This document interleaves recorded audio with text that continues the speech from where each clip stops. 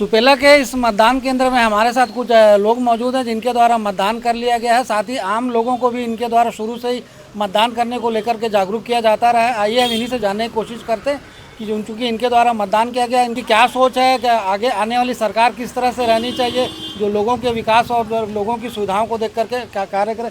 जी madam, आपके द्वारा मतदान कर लिया गया, क्या कहना चाहेंगे आप? मतदान तो मैं करके आई हूँ। हम लोग ये चाहते हैं, महंगाई बहुत ज़्यादा बढ़ गई, बहुत चरम सीमा में चली गई है और गरीब लोग बहुत ही ज़्यादा परेशान हो रहे हैं। तो हम लोग बदलाव चाहते हैं। बदलाव इसलिए चाहते हैं कि इतनी महंगाई है, गैस सिलेंडर हो गया है, दाल हो गई, सब्जी हो गई, हर चीज़ में। और आजकल तो मट्टी तेल मिल ही नहीं रहा। जनता लोग परेशान है एकदम से कि खाएं तो क्या है। ठीक है, चावल दे देने से कुछ नहीं होता है भाई, चावल के साथ में रोटी सब्जी सब चीज़ लगता है। और इसलिए हम लोग चाहते हैं कि इस समय परिवर्तन होना चाहिए करके। जैसा कि इनका कहना है कि इस समय परिवर्तन होना चाहिए, इनका ये भी कहना है कि महंगाई बढ़ गई है, सिर्फ चावल देने से कुछ नहीं होता, चावल के साथ दाल और सब्जी भी ज़रूरी है। तो हमारे साथ एक युवा मतदाता भी मौजूद आइए हम। जी सर, बताएंगे आपके द्वारा मतदान कर दिया गया है। मैं तो ये नहीं आपसे पूछूंगा कि आपके द्वारा किस पार्टी को किया गया, लेकिन मतदान करने के पीछे लोगों को किस तरह से जागरूकता देखने को मिल रही है? जागरूकता तो बहुत है। मोदी जी की गारंटी को देखते हुए, विष्णुदेव साय जी आदिवासी मुख्यमंत्री जी को देखते हुए, और इस बार तो मैं मतलब 400 पार का जो नारा है मोदी जी का, वो कन्फर्म होना है, इसमें कोई दो मत नहीं है। और हमारे विजय भैया वैशाली नगर विधानसभा से हमारे विधायक माननीय रिकेश सिंह जी के नेतृत्व में वैशाली नगर में इतना जगह जगह जो कार्यक्रम किया गया और बढ़ चढ़ कर जो हिस्सा लिया गया, इसमें मैं गारंटी के साथ कहता हूं कि 1 लाख मतों से भारतीय जनता पार्टी यहां लीड करेगी। इनका कहना है कि लगातार प्रधानमंत्री मोदी जी द्वारा जनहित से जुड़े कार्यों को अंजाम दिया जाता रहा है। साथ ही विजय बघेल जो वर्तमान सांसद भी हैं, उनके द्वारा भी लगातार लोगों की मूलभूत सुविधाओं समस्याओं का निराकरण के लिए लगातार प्रयासरत रहा गया है, जिसका लाभ इस लोकसभा चुनाव में देखने को मिलेगा। हमारे साथ एक भाई साहब और मौजूद हैं। जी अख्तर जी, बताएंगे आप क्या कहना चाहेंगे? मैं पूरे लोकसभा का दौरा करके आया हूँ। नवागढ़, बेमेतरा, साजा, कवर्धा और अहवारा।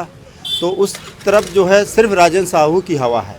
वैशाली नगर में हो सकता है हम कमज़ोर हो जाएं, भिलाई नगर में हो सकता है हम थोड़ा सा कमज़ोर हो जाएं, भिलाई नगर भी जीतेंगे। लेकिन दुर्ग शहर में पिछली बार आपको मालूम है कि सिर्फ 37 वोट से सिटी हिसाब से हारे थे।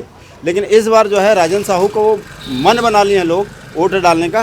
कारण है इसका, वो एक सरल, सहज और आसानी से मिलने वाले व्यक्ति हैं। सरल, सहज और आसानी से मिलने वाले व्यक्ति तो विजय बघेल जी भी हैं। बिल्कुल, वो भी हो सकते हैं, लेकिन ये भी हैं।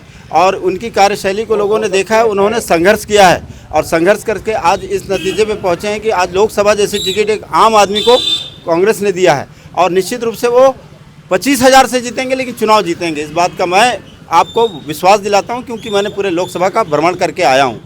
साहू समाज भी जो है कांग्रेस के साथ है।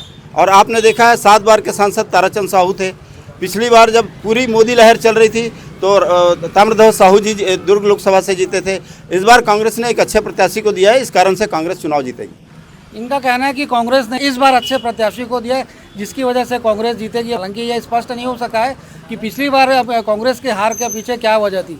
जी सर, आप ये भी एक चीज़ बताएंगे, क्योंकि लगातार कहीं ना कहीं ये बात भी सामने आ रही है, क्योंकि हमारी कई लोगों से चर्चा हुई है कि महतारी वंदन जो योजना है, उसमें जो महिलाओं को शासन से जो राशि मिल रही है 1,000 रुपये अभी, लेकिन कांग्रेस सरकार का भी कहना है कि बनते ही हमारे द्वारा महिलाओं को 8,000 रुपये दिया जाएगा। तो इस पर आपका क्या कहना है? कहाँ से देगी 8,000 रुपये?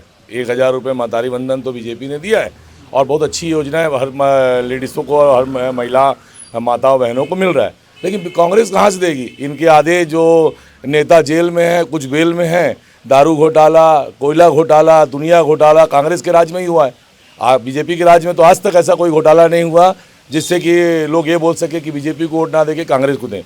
भाई, ये 400 पार का नारा जो हमारे मोदी जी ने लगाया है, बिल्कुल 400 पार इस बार आएगा और मोदी जी सशक्त देश के प्रधानमंत्री बनेंगे और ये होगा। विजय बघेल जी 1 लाख मतों से यहाँ वैशाली नगर में जीत कर रहे हैं और बाकी भी जगहों पे होगा। जैसा कि इनका कहना है कि विजय बघेल जी इस वैशाली नगर विधानसभा क्षेत्र से 1 लाख मतों से जीत रहे हैं। दूसरा ये भी इनका कहना है कि कांग्रेस सरकार में लगातार हर तरह के घोटाले हुए, भाजपा सरकार में किसी तरह का कोई घोटाला नहीं हुआ। इसका लाभ लोगों को निश्चित रूप से देखने को मिलेगा। अब यह तो 4 जून को मतगणना के बाद ही स्पष्ट हो सकेगा कि वैशाली नगर विधानसभा क्षेत्र से विजय बघेल जी को कितनी लीड मिल पाती है। और जो विधानसभा क्षेत्र हैं, जो दुर्ग लोकसभा क्षेत्र के अंतर्गत आते हैं, उसमें राजेंद्र साहू जी निशाना लगता है।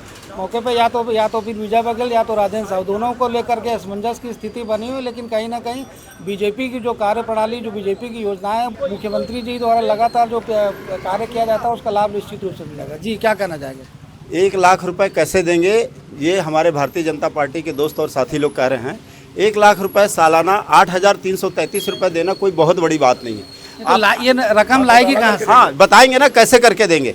जब भारतीय जनता पार्टी की पिछले 10 साल से सरकार है, उन्होंने हजारों करोड़ रुपए 22 लोगों का, इस देश के अंदर में 22 ऐसे अरब खरबपति लोग हैं, उन लोगों का लोन माफ कर देती है। उनका लोन रिकवर किया जाएगा और उनके ऊपर कार्रवाई की जाएगी। तो इसी तरीके से जो है ये बड़े बड़े और भी घोटाले हुए हैं। तो आप किनकी बात कर रहे हैं? मैं भारतीय जनता पार्टी की बात कर रहा हूँ, अडानी की बात कर रहा हूँ।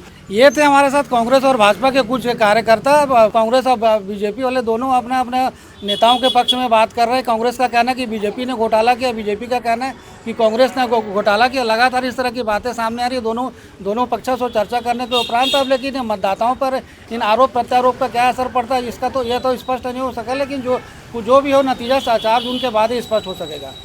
पॉइंट मीडिया न्यूज़ के लिए दीपक तलेवार के साथ संजय दुबे।